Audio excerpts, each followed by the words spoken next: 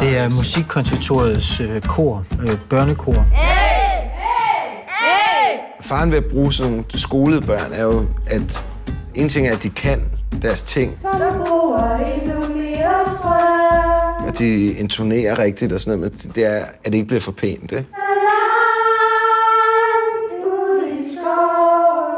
Når vi har lavet et par stykker, hvor I synger det sådan her rigtig flot og fint og sådan noget, så laver vi en, der bare er super grim og skolegårdsagtig og super flabet.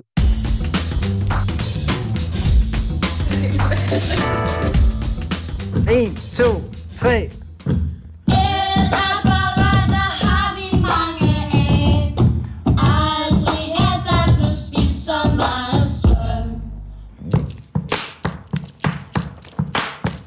Altså, det er faktisk ret svært synkoperet, det beat at synge over. Jeg er overrasket over, hvor hurtigt de fangede den.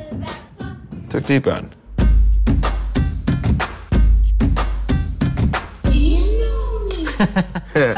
Som bruger endnu et, og så måske den, der talte det, som bruger endnu mere strøm.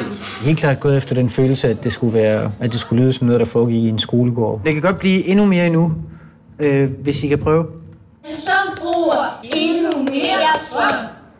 Men I må gerne lyde endnu mere overrasket på det. Som bruger endnu mere strøm. Okay. Altså bare tænk den helt anderledes i stedet for... Ja. Så det bliver fuldstændig overrasket. Endnu mere strøm. Ja, den er god. Det er fedt, det der. Det er fedt. Det er faktisk første gang, vi laver reklamemusik.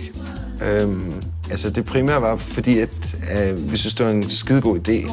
Og på trods af, at ingen af os er de bedste eksempler på at spare strøm, så synes vi stadig, det er et godt point og en god sag.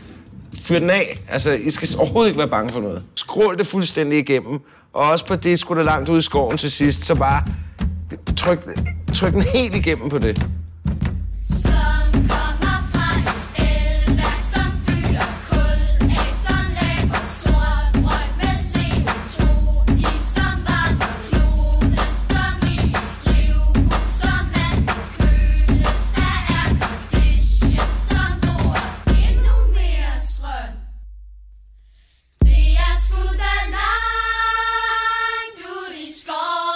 Det var så fedt.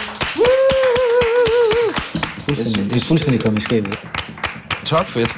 Ligesom det skal være. Ja.